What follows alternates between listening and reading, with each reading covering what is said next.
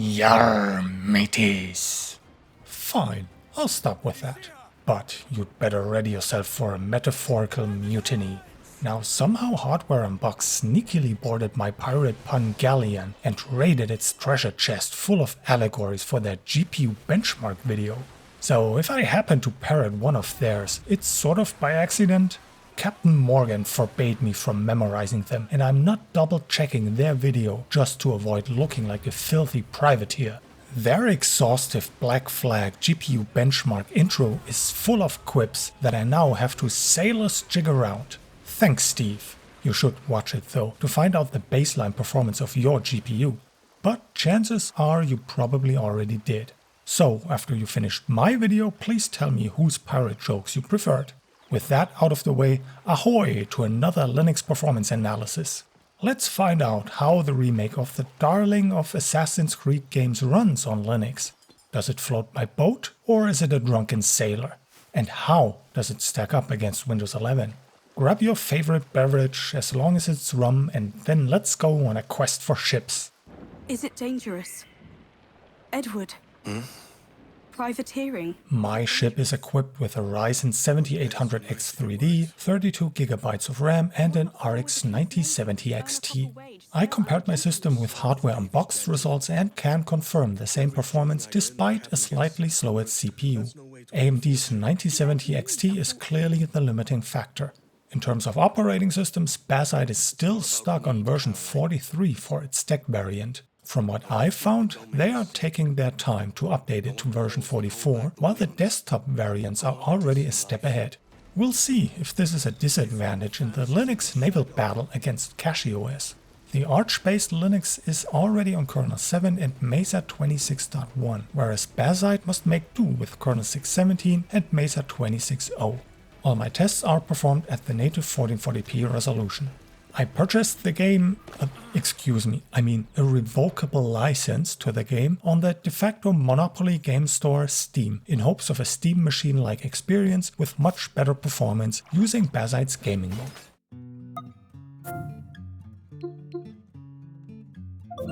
My biggest question mark concerned the launch experience. I believe AC Shadows was a bit picky at first. Ubisoft's launcher is something that simply should not exist for a truly streamlined process regardless of the OS. So, what about Black Flag Resynced? Well, it's a process? A very random and unreliable one, which makes it a true pirate, thereby achieving full immersion, but only if it eventually launches. I managed to boot into the game exactly 2 times, once on Bazzite and once on CachyOS. I am clueless as to why sailing the beautiful seas of the internet didn't yield any loot that would crack this mysterious treasure chest. I tried with and without my usual launch parameters and it didn't matter. Desktop or full screen game scope session, irrelevant. Different Proton variants, all the same. German publication PC Games Hardware seemed to have more consistent wind in its sails for its benchmarks.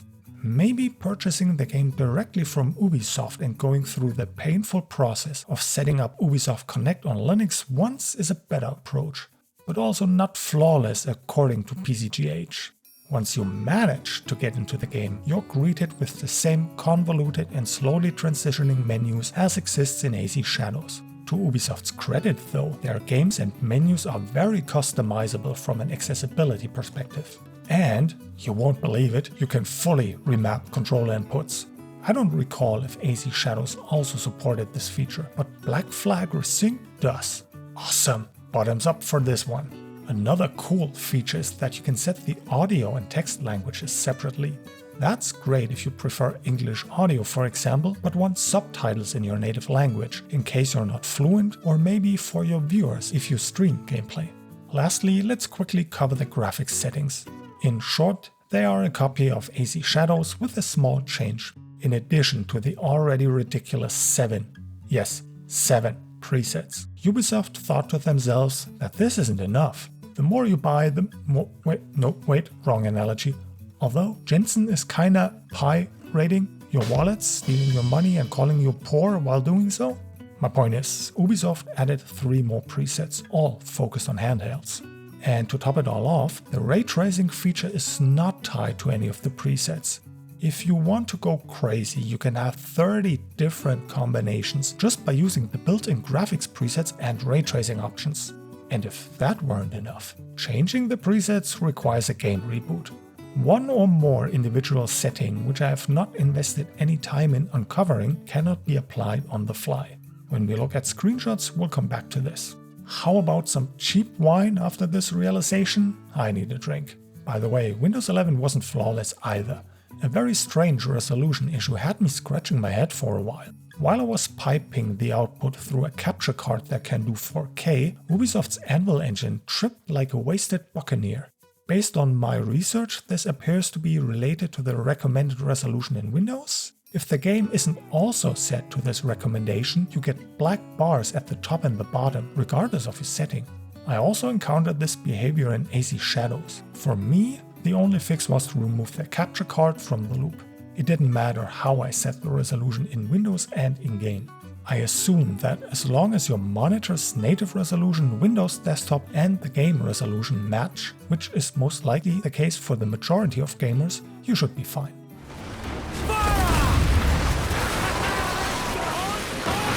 The footage so far was from the opening area only and will continue to be. It is quite the workout for the GPU, so that's fine. Since I wasn't in the mood to test 10 graphics presets, which also doesn't make sense for my type of hardware, I channeled my inner chief executive pirate and decided to start with the high preset combined with ray tracing extended. I want RT global illumination and pretty reflections. Both already had a huge impact in AC Shadows, and they do here as well.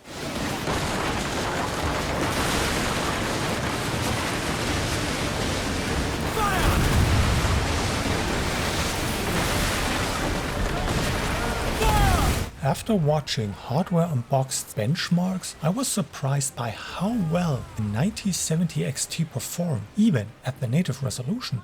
But I also knew that AC Shadows ran much worse on Linux than on Windows. It wasn't even a contest, and brief revisits with newer Linux and Mesa versions didn't meaningfully improve anything. As such, I wasn't expecting much, set my sails at half-mast and braced for impact. To my surprise, the opening naval battle runs great despite the horrendous weather conditions.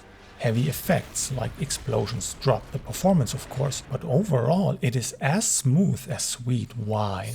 Emerging from the sea near the island after the ship crashed and burned shows how truly beautiful and taxing this game can be.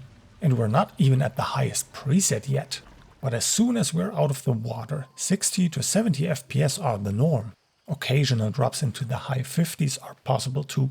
If you have a modern display with VRR, you'll be fine.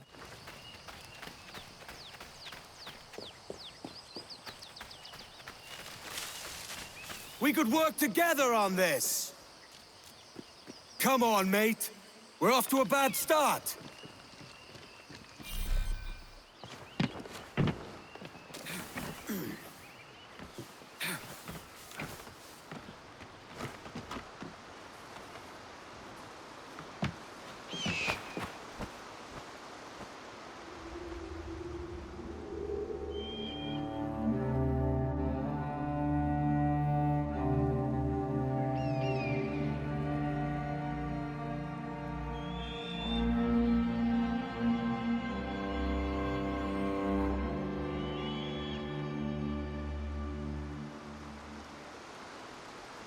Stepping up to the very high preset eats exactly 10 frames per second atop the synchronization point, and the trend continues, as was to be expected.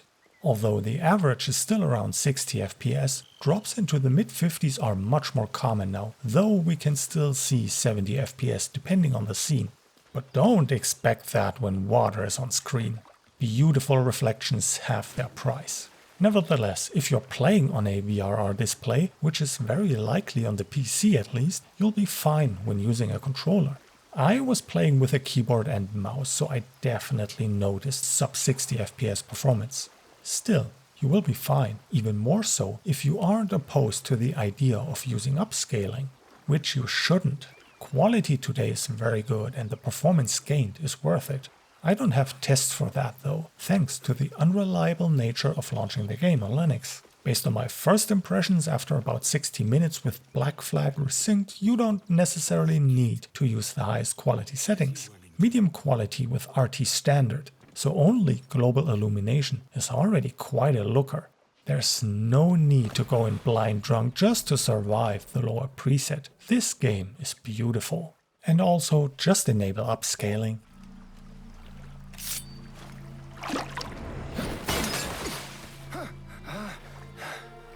And now we've drawn swords, mate, I'm beginning to think you're not keen on my aid.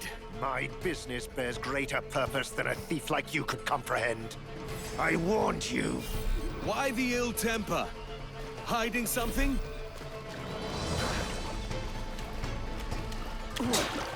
We don't have to fight. Let's make a deal. Filthy cutpurse!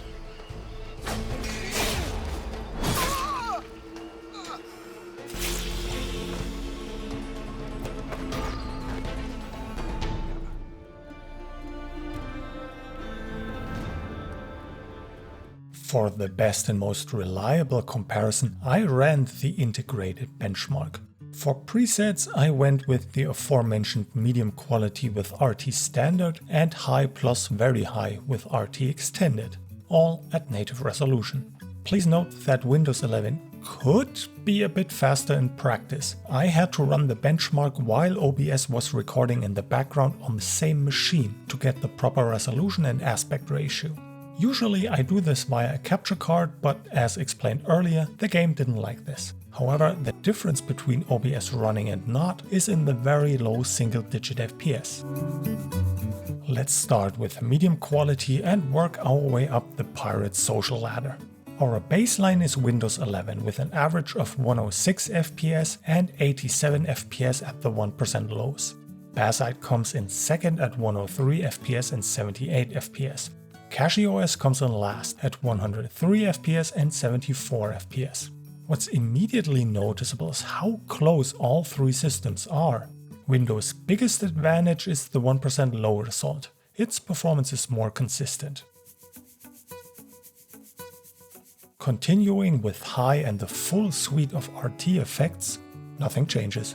Windows is ever so slightly ahead, with the biggest advantage being the consistency. But at this point the performance is so close that it could fall in the margin of error category if I were to run the benchmark multiple times and average the results. All systems effectively deliver the same gaming experience. Our final graphics configuration shows more of the same. All systems deliver about 70 FPS on average and between 50 and 58 FPS in 1% lows. Windows is on the higher end of these results, but this is a far cry from the assassination of Linux in AC Shadows.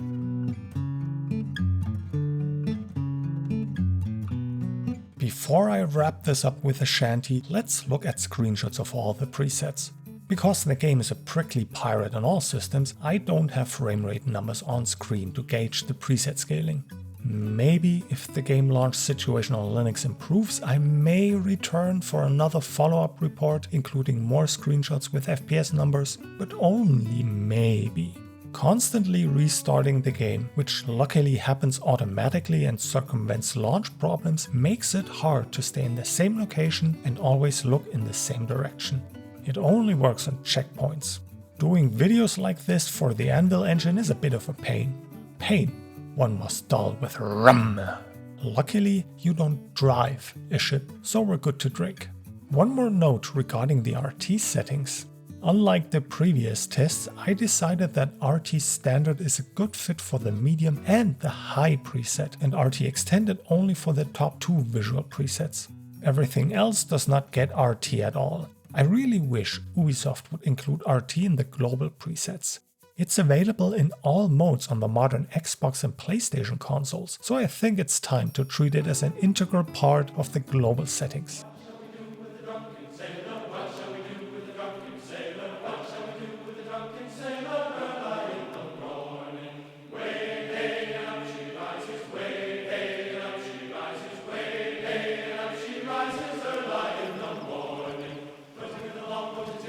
After all of my tests, I think we're dealing with a drunken sailor. So what shall we do with him? Take him and shake him only worked sparingly on Linux. No matter how often I pressed play, it wouldn't launch as often as I liked, which was every time. I suppose the only thing we can do right now is wait until the situation improves or hope that the community finds workarounds or you aren't affected by the issues that sullied my plundering. How can I be pirating if the game doesn't launch? Is rating pies at the nearest bakery my only option? Or use Windows? I think I prefer the bakery.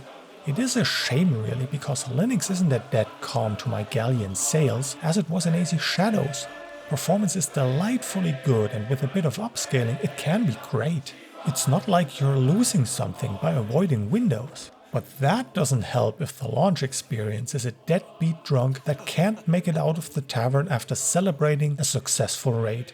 Imagine you're trying to walk AI companies off the plank and the mechanism is so rusty that you're unable to lower it into position. A tragedy.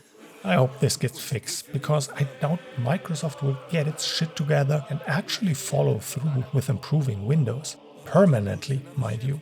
Thank you for stepping foot on my dinky little dinghy. I hope you enjoyed this analysis. If not, I hope you at least enjoyed your favorite beverage, which was rum or it doesn't count.